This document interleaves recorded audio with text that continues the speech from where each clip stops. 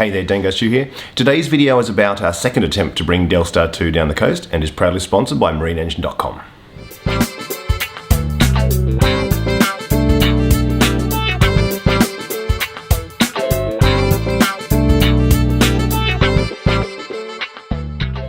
When we first got back to Coffs, the batteries were flat on the boat due to the battery switches being left on. There was a bit of confusion apparently about how the bilge pumps were wired. Anyway, so we started out by charging those up. Beautiful weather today at least. Still waiting for the batteries to charge up. They were completely dead, so it's going to take a while. Any excuse for a lie down. It's amazing how long you can lie on a wharf and just look at all the different types of rigging. Oh, and speaking of nice riggings, I saw a boat called Taiwan and it had a really unusual rig for the boom and the mast, so I thought I'd show you that. I'm here with Graham, who owns Taiwan, which is a sailing catamaran, and it's got a really cool rig, so I'll get Graham to tell us about it. Yes, hi. This was originally called the Ballastrom rig and it was developed in Southampton in the UK. Freestanding masts, which has got a lot of carbon fibre in it, and this across the top of the boom is all carbon fibre. Yep. And that gives us the strength so she doesn't fold up when it gets the wind in the sails. And the whole mast rotates through 180 degrees, 90 degrees that way, 90 degrees that way. Yeah. And the jib is self-tacking track, so you've only got one rope, one sheet to control the whole rig, and it just swings around going downwind. Nothing can keep up with us. It really is quick. It's like a goose swinging just by having it 90 degrees, that's it. Like a square rigger. Yeah, like a square rigger, yes. Yeah. We don't have much windage because catamarans tend to blow sideways very easy, so we've got the windage low, and also the boom is quite low. Some of the modern ones, the boom's almost 15 feet off the deck before you begin to have any sail, and so it's been very successful, very easy to sail, and we've been so no shrouds to tip over, no stays of any description, is it? It's very disconcerting the first time you take it out because this thing bends like a fishing rod. Yes, right. Yeah, and so when the wind gets up, it spills the wind out of the top by the mast rotating and bending, which spills the wind out of the top part of the sail, and that's where your greatest turning motion is. Yep. So it's safe. It's designed so it won't fly a hull in sort of 45 knots of breeze. Yeah, amazing. So, yep. It's very good. Thank you for showing us. Well pleased with it, yeah. One of the local guys here runs a charter boat, throwing a bit of squid in for them. He said they're all very well fed. Although we were a day behind schedule, things were going pretty well. We had really nice weather, the batteries were getting charged all right. You know, there were lots of fish, rays, squid, cuttlefish, even another dolphin around the marina, so happy days. It's now about 5 in the morning. We're hoping to head off today. Still got to get a few little things sorted though, unfortunately. Charging up our second battery now. It's getting pretty close. Then we've got to head over to where this boat is over here and get some fuel. And we might actually get out of here.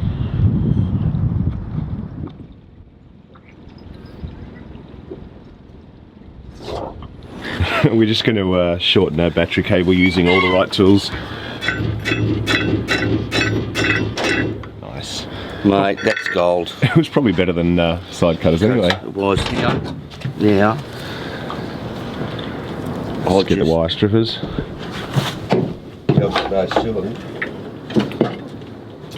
Here's the wire strippers. Oh. How much off, Stu, you reckon about that? Yeah, about that, yep. You know, it's amazing how you got to improvise, eh? It is when you got 5 hammers in your toolbox. And then not a single pair of side cutters.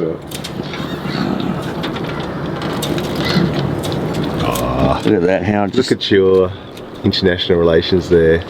Yeah, all my American friends watching this will be very impressed with me.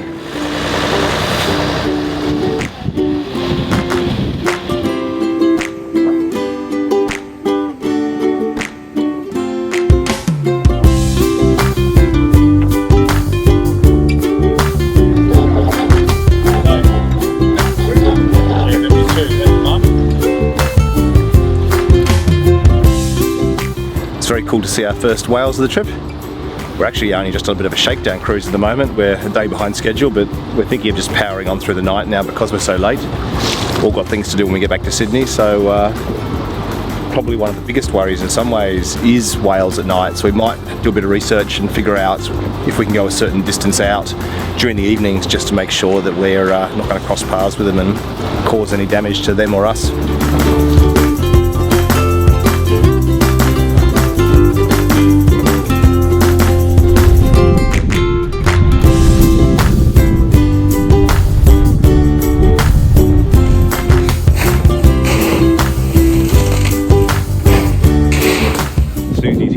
Guys get their halyard unstuck.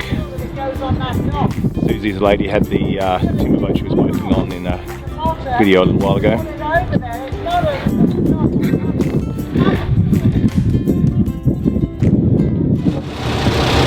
Alright, time to fuel up. How's Dave going, is he? Technical machine. If you take if you enter $1,000, Yeah. it'll charge you for what you've taken. Yeah. Is it right or left when you get out the heads? Where are you heading, did you say? We're going to the Bahamas.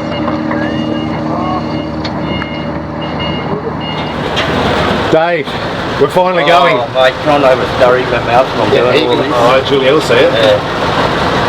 How are you feeling? What are our chances of making it? Well, I reckon the amount of preparation we've put into it, I think, you know, we've certainly had our trials and tribulations with sea trainers and stuff like that. I think the hospitality in Coffs Harbour has been, you know, really good. Those guys have gone, Definitely looked after us. really looked after us. Nothing's a problem. You know, we got the boat pretty well prepped. I mean, it was a bit of a bug at the sea strainer, but you know, really, the boat's running really well. It's not overheating. It's not using oil. We've got a full cargo of fuel on board, and Yeah, we got a lot of fuel.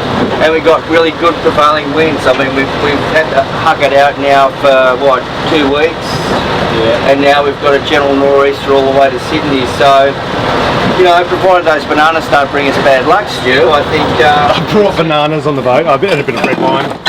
I brought bananas to see whether it... I really can't believe he's done that. But, I just want to see if we die or not. yeah, well, And if we don't, we know it's not true. you've got to look at it. I mean, they used to drag bananas out here on ships bloody 100 Exactly. years ago. So, Oh well, goodbye Coffs Harbour.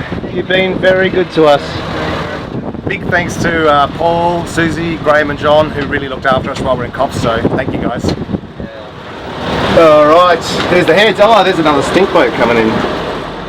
Marine Rescue, Coffs Harbour, this is Dell Star 2, you read me over. As we were leaving the harbour, we called in to Marine Rescue. Marine Rescue is a volunteer organisation that helps monitor boats coming up and down the coast to make sure they arrive on time and identify when they're missing. They also have their own boat, so they head out and will actually tow people in if the boat's small enough. If the boat's too large, they get towed in by the water police. Paul from Marine Rescue kindly invited us up to check out the Marine Rescue base in Coffs Harbour. As soon as you walk in the room, you get a sense of what a serious setup it is. They've got a really good IT system, great, radios, cameras that can look around the surrounding waterways, as well as an awesome view of the water from the headland where they're based. Paul, you remember from the last video, helped us by running around grabbing some bolts and oil seals. It was much appreciated. But Paul also works as a volunteer for Marine Rescue. So Paul is going to be looking after us on our trip up the coast. So what have we got here? Talk us through. Well, this is the Coffs Harbour Marine Rescue Station, the rescue boats down there in the marina. So this is manned basically 24 hours a day. There's a number of screens, so I won't go through them all, but the main ones, this one over here controls the radios. We control some of our own radios here in the racks behind us, and we also cover for a couple of other Marine Rescue bases further up and down the coast when they're not manned. So we basically take over their radios, operate them remotely, and do the same, provide the coverage. And you were saying when you take over their radio, it's using their antenna, so you've got the range of reception that they would have. That's right. Yeah, okay. The radio is actually at their station. Their base, we just yeah. control it remotely from here using this system. And it's through the internet that you talk to their radio transmitters. And this screen over here is called Seahawk. When a fisherman or a boat, a yachty logs on with Marine Rescue for either a local day trip or a passage, we will take the details of the boat, number of people on board, the description, etc., the rego, and enter it into the system there. And basically, it's then visible to every Marine Rescue unit up. That's sort of information obviously shared. So when you're heading back down towards Hawkesbury, you'll go onto the system here, and as you progress on your voyage south, different Marine Rescue units will take over, a bit like an air traffic. Oh, you'll get passed off to another sector. Passed off to another one. Okay. And it's a very efficient and reliable automated system. Works well. That's really good. So, so tomorrow when we leave, you're on duty, I believe. So you'll be the man we're talking to. 9 o'clock. So we'll be logging on with you, and you guys look at an estimated time of arrival. So if we're late and you haven't heard from us, That's right. Yeah. Basically, we will then activate some search and rescue procedures. Right. Yep. So start calling on the radio and seeing what's happening. Yep. And, that's awesome. That's the crux of the service, is to make sure that if you're not back, somebody goes looking for you. I was quite worried about going on a boat with Dave, but now I know you're here. I'd still be worried.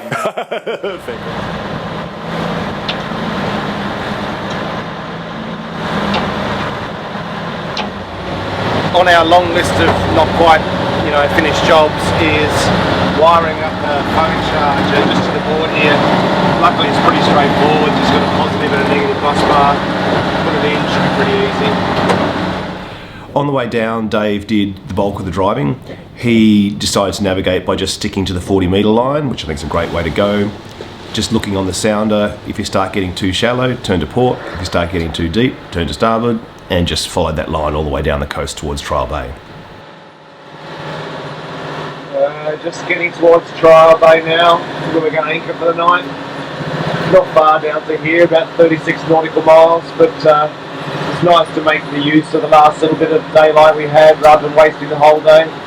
Sighted a couple of port markers heading between the two of them. They seem to be the safest anchorage for the night. We're off here, which is these two port markers here. Looks like it'll give us a little bit of protection from an easterly swell. Alright, well I hope you're in a nice comfy chair and you've got a coffee or a scotch or whatever takes your fancy, because I've got a story to tell you. It's when we got to Trial Bay that things started to go a little bit pear-shaped. And it's worth telling you all about it because, some things obviously were our mistakes, some things we couldn't really know. But they're good lessons learned. In some ways I consider this trip some of the most valuable sea time I've had in a long time, because almost every other trip's been incredibly uneventful. You go off the coast, you have a great time, you pull into your next port, everything's good. So I really did learn a lot from this, and I think it's worth sharing the story of the full catastrophe with you, because there is a lot to learn, and hopefully we can all benefit from that. So when we got to Trial Bay, we found a good spot to anchor, and dropped the anchor, and we're sitting there, and eventually I noticed that we weren't bow to the waves anymore, and the anchor rod had actually kind of either chafed through or broken through, I don't know. It had, long strands, wispy strands, like it had obviously parted in some way, but I couldn't tell you how far along it was. It was actually, it kind of chafed on the boat because it was longer than the gunnel or the roller, so something's gone wrong there. And all of a sudden we're in a bay at night with no anchor, There was another reef anchor, but useless with the seabed there. I guess the lesson there is your anchor is critical.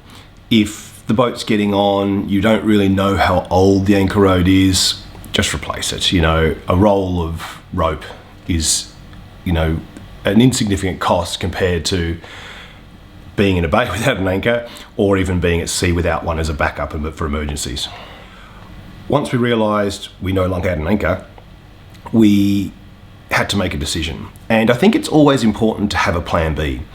We didn't necessarily think about this before we left, should have, yes, but If ever you're heading for a bay, you need to always know, how do I actually get into a port before I reach my destination? What if I'm running late and I don't make it to the one I've planned for?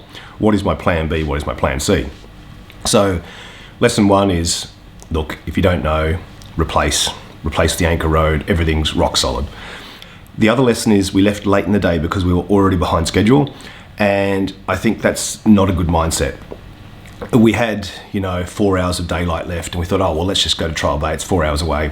We'll get there around sunset. We'll anchor. We'll leave in the morning. We're already 36 nautical miles ahead of schedule. Well, at least caught up. So what that meant is that plan B, whatever it had been, would be executed at night. So if we got there and it was too rough, the prevailing sea conditions were coming, from the north, which they weren't, but it could have been that way, then we would have had to decide, right, for whatever reason we can't anchor here, what are we going to do next? Our choices were return to Coffs Harbour, 4 hours, actually punching into the sea. So we did have a bit of a northerly swell because we were following it down. Push on to a harbour that was further away, probably down towards Laurelton, something like that, and enter an unfamiliar harbour at night and tide, because it would have taken us quite a while to get there, or to cross the bar at Trial Bay. We've never crossed that bar before. We did speak to Marine Rescue, and Paul also called on the phone and said, look, this is what the bar's like. It's pretty tricky. It has leads, but if you've never done it, you can't even see that well at night. The moon wasn't up yet, so you can't really even see the waves to know whether you're sitting on the back of a wave nicely, all this kind of thing.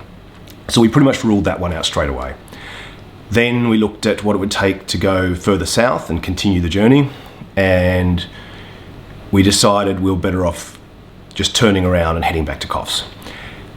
Heading south had the advantage that we were going with the weather again, so that would have been more comfortable, but unfamiliarity was a problem. So we headed south for a little bit, to be honest with you. Then we were also navigating by phones. Yeah, I know. And phones are awesome in that sense. We both had Navionics on 2 different phones, giving us excellent position, speed, direction. Every navigation aid is marked on it. It's actually really good. The big downside to phones is they can't handle the tiniest drop of water. I had a mate who had a lot of trouble in a yacht once using an iPad to navigate because it's an open cockpit and it got wet. Suddenly they don't work at all. I thought, oh, no worries, we're inside a trawler. But because we were taking waves over the bow the whole time, eventually we started getting a few drips through the window. And one of them went onto my iPhone at one point and it just went haywire. They don't like it. They think you've clicked in a million places at once. It swaps screens, it does all sorts of things, and then you need to dry it, somehow restore whatever mode you were in and keep going. And if that happens at a critical moment, you could be in serious trouble. So definitely a lesson learned. I'm so glad I'm putting the Raymarine Axiom Pro in my trawler, because phones are great as a backup, but they're hopeless as a primary, form of navigation, in my opinion. Mostly because of the water. They actually work really well, but you've got to be in a bone dry environment. Few issues navigating by the phones, but look, between the two of them, we always had a phone that was working, so that's okay. Then we started heading north. It's quite hard to navigate in a sea kind of coming over the windscreen without staring at a phone, really, which isn't great. So what I ended up doing is, there was one particular star that I could just line up with the pillar on the windscreen. And if I kept that lined up with the pillar, then I knew I was sort of heading in the right direction. There's no compass on the boat in front of the helm. It's actually off to the port side of the wheelhouse, and that's not ideal. Really, you want your compass right in front of the helm. So the star was probably the best way for me, just to keep a steady course and just keep chugging north, periodically checking the phones for navigation hazards. Then eventually the moon came up and the mood in the boat lifted a little bit, because it just gave you that instant sense of your direction. Instead of looking for a little star, you just went, right, I'll keep the star for a course, but if the moon's off to my starboard coming over the horizon, you instantly know where you are. In complete darkness, you can do a 180 and just have no idea. So that was kind of nice. Things started to feel a bit more positive at that point. So at this stage, I thought we were actually going to escape the bananas, but unfortunately then I started to smell burning, So I smelt this smell. So Dave came up and said, oh, it's probably just the oil on my hands, because there's a bit of oil in the bilge. And I went, no, that's not it. So we opened the hatch, and smoke was coming off the gearbox. The gearbox was really hot. Gearbox have been doing really well until now. So it was interesting where you do your sea trials and you go, everything's good. Then you do your first voyage. We're talking now running at 12 knots for 4 hours. Then we probably came up the coast closer to 8. So, you know, you talk about 6 hours of running at 8 to 12 knots. That's how long it took for this problem to appear. I think maybe we did plan to bring a little infrared thermometer, which ended up not happening, unfortunately. Because I think if we had been maybe taking periodic checks more accurately with a thermometer like that, we may have seen the, you know, this slight elevation in temperature continuing, and knowing something was wrong before it got to the point where it was hot enough to smell, you know, and this is from the wheelhouse too. So we checked the oil in it and it was down a lot, like almost nothing. So then we thought, all right, we've got some oil on board. We've got to get this thing, you know, working. We're offshore at the moment, no anchor too, and water coming in. So we put a bit of oil in, and really unfortunately, I think there must have been some hot air under it, because oil heats up pretty quickly, but it takes like air pressure. So I think it's had a bit of a trap. And hot oil shot back out and hit Dave on the leg. He was wearing shorts standing in the engine bay, sort of putting more oil in it. And that really burned him badly, unfortunately. Poor old Dave's not had a good trot lately. So he then, we had some ice on board, we had water, so he then put his foot in a bucket of ice, and then I kept driving. We actually lost drive in the end. So the first thing we really noticed is that you're looking at your direction and you can no longer hold direction. It's night and it's actually quite hard to tell how fast you're going. So we kept heading up, and then all of a sudden I went, I can't hold my course anymore. And it's because we'd lost drive. The bow was just being blown away at that point. So I then went down and put some more oil in it, carefully, using a little makeshift funnel and just, you know, very slowly filling it so that it never blocked the opening to allow hot air to get behind it and sort of force it back out. Then we got drive again. It was purely a lack of oil. So we got drive again. At that point, we'd radioed into Marine Rescue and said, look, we may actually need a tow. You know, I think when you're offshore, no drive, the lee shore is just cliffs and you've got no anchor, you start to think, maybe it's worth, you know, at least letting them know. So we kept fiddling with it, and eventually said, look, we've got some oil back in it, we got drive, and the lady at Marine Rescue, who was extremely professional and helpful, said, that's fine, just let me know every 15 minutes, give me your lat and long. Once we were moving again, we were heading up the coast, 3 knots, you know, reasonably slowly. And then all of a sudden I could smell burning again, and thought, oh no, the gearbox, even at this speed, the gearbox is overheating. So I turned around to have a look, and it smelled slightly different. And then there was this bright kind of burning flame, like if you burn a bit of magnesium strip or something, like really bright. And it was the LED strip along the back of the cabin caught fire somehow. And I sort of looked at it and almost had to laugh. I thought, oh, typical. But when you looked at it, you thought, look, it's a metal boat. It's just going to burn itself out. So we didn't even do anything about it. We just let it burn itself out after a minute or two and kept going. It was kind of the least of our worries that night. So every 15 minutes then, we went up the coast very slowly, about 3 or 4 knots, just to make sure we didn't overheat the gearbox again.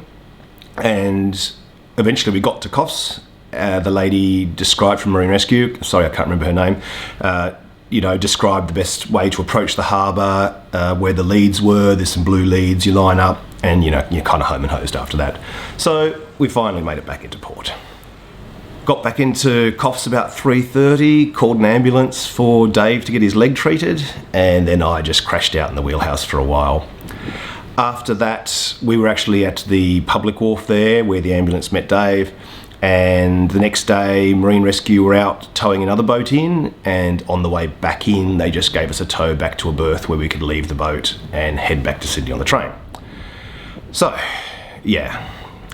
Look, it's a bit of a shame. It's difficult when things go wrong that you can't. I wish I kind of had like a head cam or something, because it's interesting to see how quickly things can go wrong and what you need to do to get yourself back into port.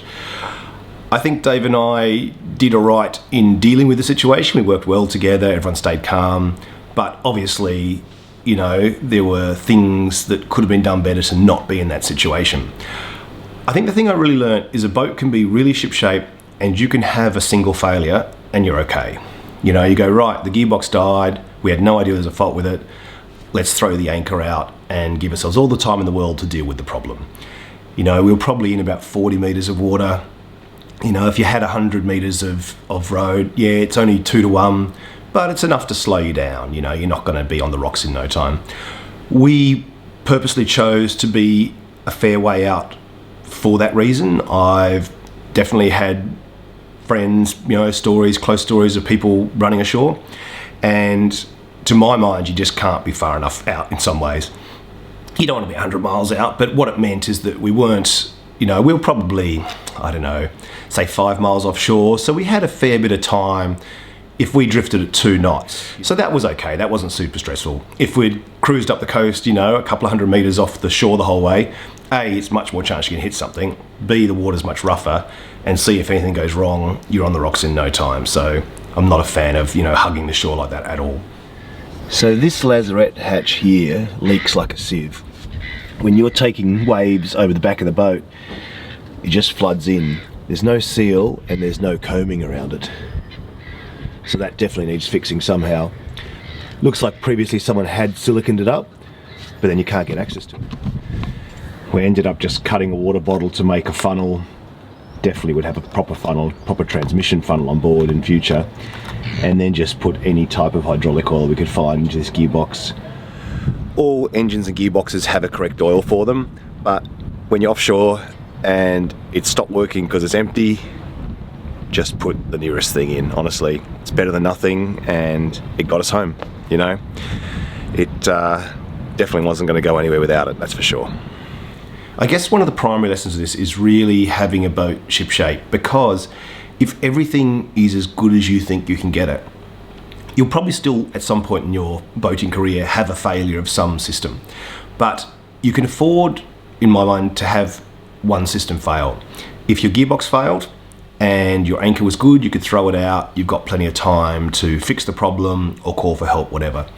It's when you start having multiple failures that I think you start getting in trouble. And for me, it was a good lesson in how these things can cascade a little bit.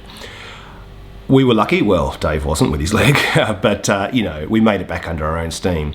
But it's a really good reminder of how quickly things can go wrong in relatively calm weather too. I mean, it wasn't a perfect day, but it was, it certainly wasn't rough. What you realise is by the time 1 or 2 things have gone wrong, or even 3, you're in that situation they talk about where, all the holes in the slices of Swiss cheese are lining up, and that's how an accident happens. You have one failure, but you're saved by the next system. If you have a failure there, it takes them all the way to fail to the point where you actually end up in serious trouble. Where that leaves us now is that we need to get the gearbox rebuilt. I've recently had the gearbox rebuilt on my trawler by Jason in Mount Coringo, and Dave's going to do the same with his. So he's actually decided just to put the boat on a truck, get it down to Sydney that way, and continue working on it. It felt like it was in good enough shape to get it down the coast, but it's not worth the risk. So he's going to get it down to Sydney, get the gearbox out, get that rebuilt.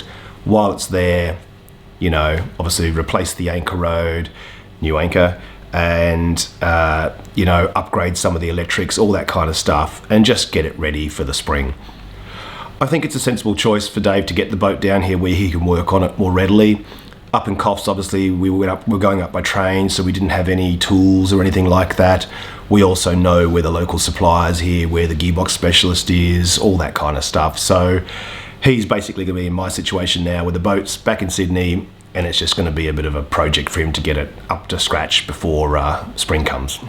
All right, well, take care. I hope that story wasn't too long and boring, but I think we learnt a lot from it. I've probably missed a few different points that are worth mentioning, which I'm sure people will mention in comments.